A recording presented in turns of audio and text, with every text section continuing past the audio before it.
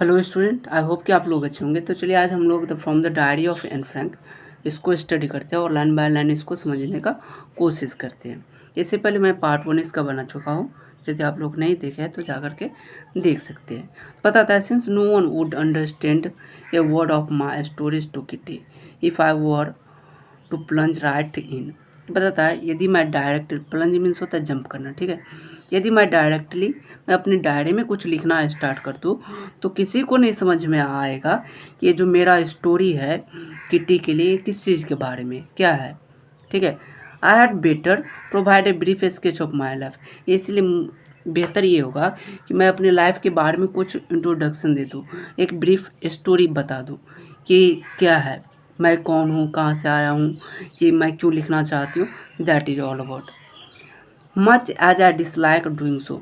और यहाँ पे एन फ्रैंक बताती कि मुझे ऐसा करना ना पसंद नहीं है, मुझे ये चीज़ अपने ब्रीफ इंट्रोडक्शन अपने बारे में देना, ये चीज़ मुझे पसंद नहीं। लेकिन तो ऊपर भी यदि मैं ये चीज़ नहीं डालती हूँ तो किसी को पता ही नहीं चलेगा कि ये जो डायरी क्यों लिखा गया और ये किट्टी के बारे में क्या है, किट्टी के लिए क्या है, ठीक है। चलिए हम लोग आगे बढ़ते हैं। My father the most adorable father I have ever seen. तो बताते मेरे जो पिताजी है ना, बहुत ही अच्छे पिताजी है। एडोरेबल मतलब होता है पूजनीय, ठीक है, बहुत ही अच्छे पिताजी है। Don't marry my mother until he was 36 and she was 25। वो मेरी माँ से तब तक नहीं शादी की मेरे पिताजी जब तक मेरी माँ 25 की नहीं हो गई और मेरे पिताजी 36 के नहीं हो गए। माई सिस्टर मार्गोट, और मेरी जो sister Margot was born in Frankfurt in Germany 1926। 1926 में मार्गोट का जन्म हुआ। कहाँ पे? तो फ्रैंकफर्ट में, और फ्रैंकफर्ट कहाँ है? जर्मनी में है, ठीक है। आई वॉज बॉर्न ऑन 12 जून 1929, और मेरी जन्म 1929 में हुई। I lived in Frankfurt until I was 4। जब तक मैं 4 साल की थी तब तक मैं कहाँ रही? फ्रैंकफर्ट में ही रही, और फ्रैंकफर्ट कहाँ है? जर्मनी में है। My father immigrated to Holland in 1933, और मेरे पिताजी 1933 में कहाँ चले जाते हैं? हॉलैंड चले जाते हैं। My mother Edith Hollander Frank went with him to Holland in September, और मेरी माँ मेरे पिताजी के साथ इन सितंबर महीने में कहाँ चली जाती है? हॉलैंड चली जाती है। While Margot and I were sent to Aachen, ठीक है। माय और मार्गोट कहाँ भेज दिया जाता है? Aachen to stay with grandmother के साथ रहने के लिए। मार्गोट वेंट टू हॉलैंड, और मार्गोट कहाँ चली जाती है? हॉलैंड दिसंबर में। एंड आई फॉलोड इन फरवरी, और मैं भी उसका पीछा करते हुए, मतलब यानी कुछ महीनों के बाद फरवरी मंथ में मैं भी हॉलैंड चली जाती हूँ। ये बात एन फ्रैंक बोल रही है। When I was plunked down on the table as birthday present for Margot, मैंने जब क्या की, जो बर्थडे था मार्गोट का, जो बर्थडे प्रेजेंट था मैंने उसको टेबल पे रख दी, ठीक है। प्रेजेंट मीन्स क्या होता है? उसका गिफ्ट, कि मार्गोट का जो गिफ्ट था, बर्थडे पर गिफ्ट था, उसको मैंने क्या कर दी? टेबल पे रख दी। और आगे बताती है, I started right away at the Montessori nursery school. और बताता है मैंने फ़ौरन मॉन्टेसरी नर्सिंग स्कूल में पढ़ना आरंभ कर दी, ठीक है। I stay until I was 6, और मैं वहाँ पे 6 साल तक रही। Eight which time I started in the first form, और उस समय में मैंने अपनी पढ़ाई फर्स्ट से स्टार्ट की, पहली कक्षा से स्टार्ट की। फर्स्ट फॉर्म का मतलब होता है फर्स्ट क्लास, ठीक है, फर्स्ट क्लास से स्टार्ट की। And in the six form my teacher, और जब मैं 6 क्लास में गई तो मेरी टीचर जो मिसेज, ठीक है, क्यूपर्स थे, द हेड मिस्ट्रेस, और वो हेड मिस्ट्रेस थे। At the end of the year were both in tear as we said the heartbreaking farewell. और जब मैं 6 साल तक वहाँ रही और जब मैं स्कूल छोड़ी तो दोनों के आँख में आंसू काफ़ी भरा हुआ था। और ये जो विदाई था, फेयरवेल मीन्स होता है अलविदा करना, ठीक है, एक दूसरे से सेपरेट हो जाना, अलग हो जाना। तो जैसे आप लोग भी, जैसे आप 10th में, 10th के बाद जब आप 11th में जाएंगे तो 10th का जो आपका जो स्कूल होगा, आपका जो कुछ दोस्त होगा उसको बाय बाय कह करके अभी अलग स्कूल में चले जाएंगे, वो भी अलग स्कूल में चला जाएगा। तो दैट इज़ द फेयरवेल, ठीक है। तो ये बताता है, ये जो फेयरवेल था जब मैं 6th स्टैंडर्ड में थी तो हार्ट ब्रेकिंग फेयरवेल था। दोनों के आँख में आंसू, किसके? मिसेज क्यूपर्स के आँख में, जो हेड मिस्ट्रेस थी वहाँ की, और मेरे एन फ्रैंक के आँख में आंसू काफ़ी भरा हुआ था। इन समर 1941, और ये जो टाइम है 1941 की बात है कि जब मेरी ग्रैंड माँ क्या हो गई, बीमार पड़ गई, had ever an operation, so my birthday past with little celebration. और उसमें मेरी माँ, ग्रैंड माँ को ऑपरेशन की ज़रूरत पड़ी, ऑपरेशन कराया गया, और इस वजह से मेरा जो बर्थडे था ना, थोड़ा ही लिटिल बिट सेलिब्रेट किया गया और ऐसे ही पास कर दिया गया। ग्रैंड माँ डाइड इन जनवरी 1942, और ग्रैंड माँ की मृत्यु 1942 में हो जाती है। नो वन नोज, कोई नहीं जानता है। अब देखिए क्या नहीं जानता है, हाउ ऑफन, ठीक है, कितनी बार, आई थिंक ऑफ हर, मैं उसके बारे में सोचती हूँ, ठीक है, मैं उसके बारे में सोचती हूँ, अपनी ग्रैंड मदर के बारे में सोचती हूँ, स्टिल लव हर, मैं अभी भी उससे बहुत प्यार करती हूँ। This birthday celebration in 1942 was intended to make up for the other, and the grandmother's candle was lit along with the rest। तो बताता है कि 1942 का यह जो जन्मदिन है, उस अन्य व्यक्ति की कमी को पूरा करने के लिए मनाया गया था, और अन्य मोमबत्ती की साथ दादी की मोमबत्ती भी जलाई गई, ठीक है। The four of us were still doing well. अब फोर ऑफ अस कौन है, तो फोर ऑफ अस मतलब उसके पिताजी, उसकी माँ और उसकी एक बहन और एन फ्रैंक खुद, तो 4 आदमी। तो बताता है four of us doing well, हम लोग बहुत ही अच्छे ढंग से रह रहे थे, बहुत ही अच्छा कर रहे थे। That bring me to the present date 20 June 1942। और ये ऐसे ही बीतता गया और हम लोग कहाँ आ गए, 20 जून 1942 में आ गए। And the salesmen dedication to my diary, और यहाँ से मैं अपनी डायरी के प्रति काफ़ी गंभीर समर्पण के साथ क्या हो जाती हूँ, लग जाती हूँ। आगे बताता है, अब यहाँ पे देखो, यहाँ से लिखना स्टार्ट करती है एन फ्रैंक। तो बताती है, डियरेस्ट किटी, ठीक है, यहाँ से लिखती है कि dearest Kitty, our entire class is quaking in its boot. Quaking in its boot का मतलब होता है shaking with fear and nervous. जैसे मान लीजिए कि आपके क्लास टीचर जो होते हैं, यानी कोई बहुत ही हार्श होते हैं, ठीक है, जब आप उसको देखते हैं तो आपकी ना अंदर ना एक कपकपी सा आ जाता है, ठीक है, आप काँपना स्टार्ट कर देते हैं, नर्वस हो जाते हैं। तो ये बताते हैं कि आवर इंटायर क्लास, मेरा जो पूरा क्लास था ना, वो सब काँप रहे थे, नर्वस थे। क्यों, तो द रीजन, वजह ये है, of course the forthcoming meeting in the which of the teacher decided who will move up to the next form and who will keep back. अब ये इस चीज़ के बारे में कि जो मेरे जो टीचर है ना, ये डिसाइड करने जा रहे हैं कि जो एग्जामिनेशन हुआ है, कौन बच्चा आगे क्लास में जाएगा और कौन से बच्चे पिछले ही क्लास में रख दिया जाएगा, इसको आगे बढ़ने का अवसर नहीं मिलेगा। तो ये तो बात डरावना का बात ही है ना, जो रिजल्ट का जो दिन होता है ना, मोस्ट अनप्रिडिक्टेबल होता है कि क्या होने वाला है, क्या नहीं होने वाला है, दैट इज। बताता है कि हाफ, यानी इंटायर क्लास जो था ना, सब नर्वस था, सब काँप रहा था। Half of the class is making bet, half of the class को हम ये देख रहे थे कि सब बेट लगा रहे थे। बेट मीन्स क्या होता है, एक तरह से आप ये बोल सकते हो बाजी लगाना, ठीक है, बेट लगा रहे थे। तो बताता है उसमें से जो है ना, GN and I laughed our self silly at the two boys behind us. मैं, GN और मैं क्या कर रही थी, यानी काफ़ी हंस रही थी। मैं, मेरे पीछे जो बच्चा था ना, उसको मैं देख करके, जिसका नाम था CN एंड जैक, ठीक है, who have stacked their entire holiday saving on their bed. वो दोनों बच्चा अपना हॉलीडे का पूरा सेविंग वो किस पे लगा दिए थे, दौ पे लगा दिए थे। कि दौ क्या था, कि मैं पास करूँगा, कौन फेल करेगा, ये पास करेगा, वो फेल करेगा, लाइक दिस, इस ढंग से, फ्रॉम मॉर्निंग टू नाइट। और सुबह से लेकर के शाम तक बस यही चलता था कि कौन आगे क्लास में जाएगा, कौन पीछे क्लास में जाएगा, कौन पास होगा, कौन फेल करेगा, ठीक है, किसको अच्छा मार्क आने वाला, किसको अच्छा मार्क नहीं आने वाला है। हु आर गोइंग टू पास, कौन पास होने जाना रहा है, नोट आई एम नोट। और जैसे अब बताते हैं ना कि आपकी क्लास में कोई बोलता है नहीं नहीं तू फर्स्ट क्लास पाएगा, तुमको अधिक मार्क आएगा, तो तुम क्या बोलते हो, नहीं नहीं मुझे, मेरा नहीं आने वाला, yes you are sure, you are. अब कोई बोलेगा हाँ नहीं नहीं तुम्हारा ही आने वाला है, नोट आई एम नोट, मेरा नहीं आने वाला। इवन जीज ठीक है। Pleading glance and my angry outburst can not calm down them. बताता है कि मेरी जो सहेली थी जी, ठीक है, वो भी एक यानी प्लीडिंग ग्लास है, वो आगरा से देखती है क्या मैं पास करूँगी इस ढंग से, तो मेरा गुस्सा फूट जाता है। ठीक है। इफ़ यू आस्क मी, यदि मुझसे तुम पूछना चाहते हो कि there was so many dummies, dummies मतलब होता है फूल, फूल मूर्ख, ठीक है, यानी स्टूपिड आदमी। बताता है कि मेरे क्लास में बहुत सारे स्टूपिड बच्चा है, that about the quarter of the class should be kept back.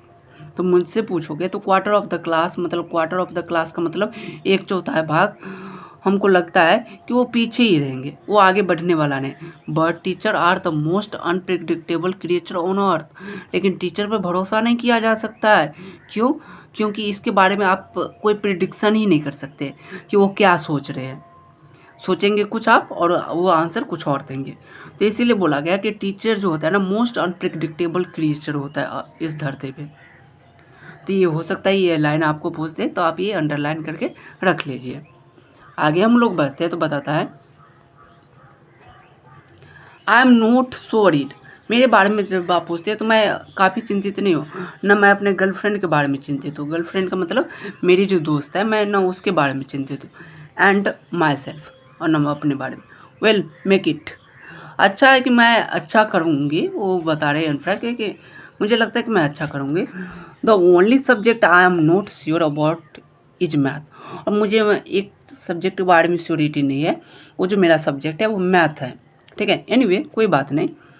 All we can do is well wait. अब हम लोग कर भी क्या सकते हैं सिवाय इंतज़ार के। Until then we keep telling each other not to lose heart. तब तक हम लोग एक दूसरे को क्या कहते हैं कि धैर्य रखो, अपना धैर्य मत खोया करो, कि देखो चलो हम लोग वेट करते हैं कि क्या होगा फ्यूचर, इन फ्यूचर। आगे बताती है Anne Frank, I get along a pretty well with all my teachers। तो बताता है कि मेरी ना शिक्षक के साथ काफ़ी, यानी जो जितने भी शिक्षक थे उसके साथ काफ़ी अच्छे ढंग से बनता था।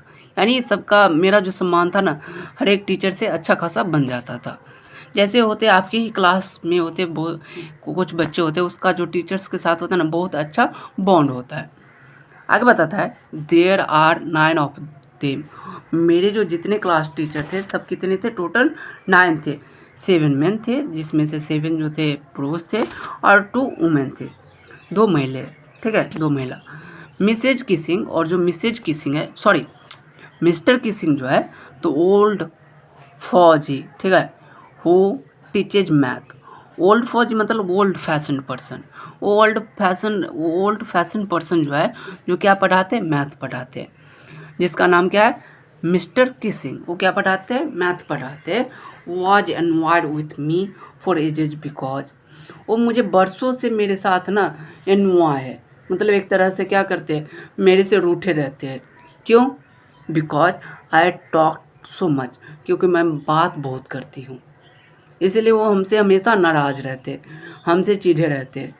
आफ्टर सेवरल वार्निंग, और काफ़ी बार मिस्टर किसिंग हमको वार्निंग दे चुके हैं कि ये असाइन में एक्स्ट्रा होमवर्क, मुझे वो एक्स्ट्रा होमवर्क भी दे देते हैं। एन ऐसे ऑन द सब्जेक्ट, और वो एक सब्जेक्ट पे क्या दिए, मुझे इससे दिया है जिसका नाम है क्या, chatter box. A chatter box, what can you right about that. अब इसके बारे में क्या लिख सकते हैं। आई हैड वरी अबाउट, मुझे चिंता होती है इस चीज़ के बारे में। दैट्स लेटर, कोई बात नहीं, चलो हम इसको बाद में देखते हैं। यहाँ पे एक बात ये भी बोल देते, चलो ठीक है, कोई मुझे चिंता है कि मैं चैटर बॉक्स के बारे में क्या लिखूँगी, लेकिन चलो इसके बारे में बात करते हैं। I decided jotted down the title in my notebook. मैंने अपनी नोटबुक में क्या कर ली, उस जो टाइटल लिखाए थे ए चैटर बॉक्स, मैंने उसको क्या कर ली, नोट डाउन करके रख ली। And tucked it my bag and try to keep quiet. Tucked it मतलब होता है फोल्ड करके, ठीक है, मैंने अपने बैग में उसको फोल्ड करके मैंने अपनी कॉपी को क्या कर ली, तुरंत ही अपने बैग में रख ली। आगे बताती है that evening after I finished the rest of my homework the note about the essay caught my eyes. तो बताता है कि जैसे ही मेरा जो होमवर्क था मैंने अपने सामने फिनिश किया तो मेरा आँख जो है ना उस नोटबुक पे गया जहाँ पे मैंने इस चीज़ के बारे में लिखा था जो मुझे ऐसे दिया गया था मिस्टर किसिंग के द्वारा। I begin thinking about the subject while chewing the tips of my fountain pen. जब मैं अपने फाउंटेन पेन का टिप चिबा रही थी तो मैं इसके बारे में सोच रही थी कि मैं इसके बारे में क्या लिखूँ क्या लिखूँ क्या लिखूँ। ठीक है, any one could ramble on. Ramble on का मतलब होता है टॉक या राइट एमलेसली फॉर लॉन्ग। मतलब जैसे आपको कोई टीचर होता है ना, आप जैसे ही बदमस्ती करते हैं आपको कुछ एक्स्ट्रा होमवर्क दे देते हैं कि तुम ना हाँ राइटिंग लिख के लाओगे, एक पेज अधिक। ठीक है, तो आप क्या करते हैं किसी तरह लिख देते हैं, आपका एक पेज पूर जाना चाहिए। तो ये सोचती है एन फ्रैंक चलो किसी तरह हम भी लिख देते हैं रैम्बल ऑन। ठीक है, and leave a big space, और बड़ा बड़ा स्पेस भी डाल देते हैं बिटवीन द वर्ड्स के बिटवीन में। ठीक है, but trick was to come up with the convincing और argument to the prove the necessity of talking. लेकिन ये भी सोच रही है कि मुझे तो कन्विंस भी तो करना है ना मिस्टर किसिंग को कि जो मैं आर्ग्यूमेंट करने जा रही हूँ तो क्या इसका क्या ज़रूरत है, नेसेसिटी ऑफ टॉकिंग यानी टॉकिंग का फ़ायदा क्या है, मुझे भी तो बताना पड़ेगा। आई थॉट मैं बार बार सोचती रही and suddenly I had an idea. मैं जब सोच रही थी तो मेरे दिमाग में एक आइडिया आया कि आई रोट द 3 पेजेस, मैं 3 पेज लिखूंगी। And Mr Keesing had assigned me was satisfied, और मिस्टर किसिंग असाइन करते हैं और काफ़ी सेटिस्फाइड भी हो जाते मेरे आर्ग्यूमेंट से। और आर्ग्यूमेंट किस चीज़ के बारे में होते हैं आगे बताते हैं। आई आर्ग्यू दैट, मैंने आर्ग्यू किया था talking is a student traits. Talking जो है ना कहीं ना कहीं ट्रेट मीन्स होता है क्वालिटी। ठीक है, यानी स्टूडेंट का क्या है, बात करने का क्वालिटी है।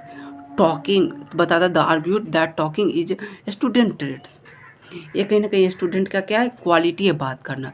And that I would do my best to keep under control, लेकिन मैं अपने आप को क्या करती हूँ, कंट्रोल करती हूँ कि मैं अपने आप को शांत रखूँ, मैं अधिक बात न करूँ। आगे फिर बताती है but that I would never be able to cure myself that habit since my mother talked as much as I did, if not more. That there was not much you can do about inherited traits. अभी बताती है कि मैं चाहती हूँ कि मैं इस चीज़ को क्योर करूँ। ठीक है, मैं अपने आप को सुधारूँ। ठीक है, कि मैं अधिक बात नहीं करूँ, लेकिन बताती है कि कहीं ना कहीं ये मेरी माँ भी इतनी बात करती थी। और ये जो इनहेरिटेड चीज़ होता है ना, जो जन्मजात चीज़ आपको जो मिला होता है ना, आप इसको जल्दी क्योर भी नहीं कर सकते, आप इसको जल्दी इम्प्रूव भी नहीं कर सकते, क्योंकि कहीं ना कहीं ये जेनेटिक होता है। यदि आपकी फैमिली में कोई होगा जो लंबे होते हैं तो आप भी उसी के बराबर होंगे लंबे। ठीक है, कोई बातूनी कोई काफ़ी बात करता है तो उसके बाद नेक्स्ट जनरेशन भी क्या होता है, बातूनी होता है। तो यही कहना चाहती है एन फ्रैंक कि मेरे माँ काफ़ी बात करते थे, तो इसीलिए कहीं ना कहीं ये क्या है, इनहेरिटेड है, जेनेटिक है, तो इसीलिए जल्दी क्योर भी नहीं हो सकता है। Mr Keesing had a good laugh at my argument. Mr Keesing को काफ़ी हंसी आई मेरे आर्ग्यूमेंट पे। But when I proceed to talk my way through the next class, और जैसे ही मैंने अगले क्लास के थ्रू ऐसे ही मैंने बात करना स्टार्ट की, ही असाइंड मी सेकेंड एसे। तो फिर मुझे वो सेकेंड एसे दे देते हैं। मैं चुप नहीं रहा इसमें, एन फ्रैंक बताती है कि मैं अभी भी चुप नहीं रही, मैं बात करती रही। लेकिन मिस्टर किसिंग फिर से मुझे क्या कर दिया, नेक्स्ट असाइंड दे दिए, एक और एसे दे दिए। This time it was suppose to be on an incorrigible chatterbox. Incorrigible मतलब क्या होता है, जिसको आप क्योर नहीं कर सकते, something that can not be corrected, जिसको आप सुधार नहीं सकते। ये जो चैटर बॉक्स ये किस चीज़ के बारे में है, एन फ्रैंक के बारे में, कि एन फ्रैंक को ना करेक्ट नहीं किया जा सकता है। ये चैटर बॉक्स है, काफ़ी बातूनी है, काफ़ी बात करती है। I handed it in and Mr Keesing had nothing to complain about for और 2 होल लेसन। मैंने लिखा और मिस्टर इस चीज़ के बारे में और मिस्टर किसिंग को दिया, लेकिन मिस्टर किसिंग इस चीज़ के बारे में कोई कंप्लेन भी नहीं किए। हाउएवर, हालांकि ड्यूरिंग द थर्ड लेसन, जब थर्ड लेसन का समय होता है, I have finally had enough, तो मुझे लगा कि ये अब इनफ हो गया है। क्या मिस्टर किसिंग बार बार देते रहते हैं एंड फ्रैंक। ठीक है, as punishment of talking in a class. और इसको जैसे ही वो फिर से बात करते हैं तो मिस्टर किसिंग क्या करते हैं, उसको पनिशमेंट तौर पे एक और ऐसे दे देता है जिसका टाइटल होता है quack quack quack said mistress chatter box. और ये जो टाइटल होता है quack quack quack said mistress chatter box. अब इस समय क्या होता है, अब देखिए आगे बताता है द क्लास रोयर्ड। जब ऐसे बात सुनते हैं मिस्टर किसिंग से तो पूरा क्लास जो होता है ना रोयरिंग करने स्टार्ट कर देता, मतलब हंसना स्टार्ट कर देता है। आई हैड लाफ टू, और मैं भी हंसना स्टार्ट कर देती हूँ। बताता the I had nearly exhausted my ingenuity ingenuity on the topic of chatterbox. पता था कि मैं थक गया हूँ। मेरा जो ओरिजिनल है और इंजीन्यूटी मतलब होता है ओरिजिनलिटी है ना, जो मुझे चैटर बॉक्स के बारे में लिखना था मैंने लिख दी। मेरा जो अंदर का जो चीज़ था मैंने लिख दी। It was time to come up with something else. और ये जो समय था कुछ नया आइडिया के साथ आने का था। मुझे ये कहना चाहते हैं कि मुझे कहीं ना कहीं नया सोच के साथ कुछ नया चीज़ शुरुआत करके लिखना चाहिए था इस समय, क्योंकि जो चीज़ मेरे दिमाग में था मैंने तो वो 2 लेसन में मैंने लिख दी। बताता है समटाइम्स ओरिजिनल, कुछ ओरिजिनल माय फ्रेंड, मेरी जो दोस्त है, ठीक है, Sanne who is good at poetry, जो पोइट्री में बहुत ही अच्छी है, offered to help me write the essay from beginning to end in verse. वो मुझे ऑफ़र करती है कि ठीक है चलो मैं तुमको क्या कर दूँगी, मदद कर दूँगी, और ये जो स्टोरी लिखा जाएगा, ये जो एसे लिखा जाएगा किस फॉर्म में लिखा जाएगा, तो वर्स फॉर्म में लिखा जाएगा। And I jumped for Joy, और मुझे काफ़ी आराम मिला, मुझे काफ़ी हंसी आई, मैं काफ़ी रिलैक्स महसूस की कि मेरा जो दोस्त है ना वो लिख देगी। Mr Keesing was trying to play joke on me. Mr Keesing बार बार हम मुझको क्या करते थे, मुझ पे जोक करते थे, ठीक है, यानी पूरे क्लास में मेरे पे क्या करते थे, जोक करते थे। And this ridiculous subject but I had make sure a joke was on him. लेकिन इस बार ना मैं मिस्टर किसिंग पे जोक करने जा रही हूँ, ठीक है। आगे बताती है आई फिनिश्ड माई पोएम, मैंने अपना पोएम फिनिश कर ली। And I was it was beautiful, और ये जो पोएम था काफ़ी सुंदर था, ठीक है। It was about the mother duck, और ये जो ऑल अबाउट था मदर डक के बारे में था उससे, एंड फादर स्वान, और फादर स्वान के बारे में था, जिसके 3 बच्चे थे, baby duckling whose were bitten by the bitten to the death by the father, और उसको पीटा जाता है उसके फादर के द्वारा, क्योंकि दे क्वैक टू मच, क्योंकि वे लोग वो जो बच्चे होते हैं काफ़ी क्वैक क्वैक करते हैं। Luckily mister Keesing took the joke right away, और ये जो मिस्टर किसिंग थे इस जोक को कहीं ना कहीं राइट अवे अच्छे ढंग से ले लेते, पॉजिटिव सेंस में ले लेते। अब यहाँ पे तो बोलती है एन फ्रैंक, तो मैं चलो मैं इस पे जोक कर रही हूँ, लेकिन कहीं ना कहीं मिस्टर किसिंग इसको एक तरह से राइटली ले लेते हैं, इसको जोक रूप में नहीं लेते हैं। यहाँ पे फादर स्वान का मतलब क्या हुआ, मिस्टर किसिंग, मिस्टर किसिंग वो जो एन फ्रैंक थे, और बेबी डकलिंग कौन हो गई, तो वही एन फ्रैंक। तो कहीं ना कहीं उसको बार बार डांटना फटकारना, तो इस विषय पर जब ये मिस्टर किसिंग सुनते हैं, ये स्टोरी के बारे में जब पढ़ते हैं, he reads the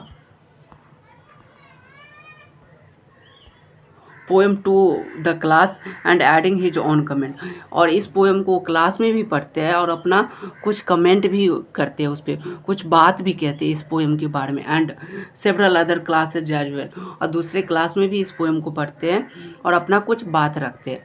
sins then, तब से I have been allowed to talk, तब से मुझे बात करने में कोई रोका नहीं हुआ, कोई मुझे रोका नहीं।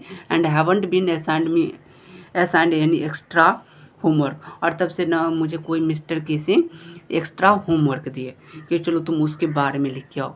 यानी तब से मुझे मिस्टर किसिंग, मैं जब भी बात करती थी तो मुझे नहीं बोलते थे और ना मुझे कोई एक्स्ट्रा होमवर्क देते थे।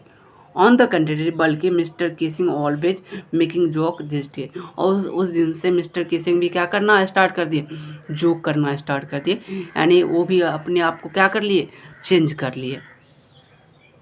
तो आई होप कि आपको समझ में आया होगा। ये वीडियो कैसा लगा आप कमेंट में ज़रूर मेंशन कीजिए। Thank you.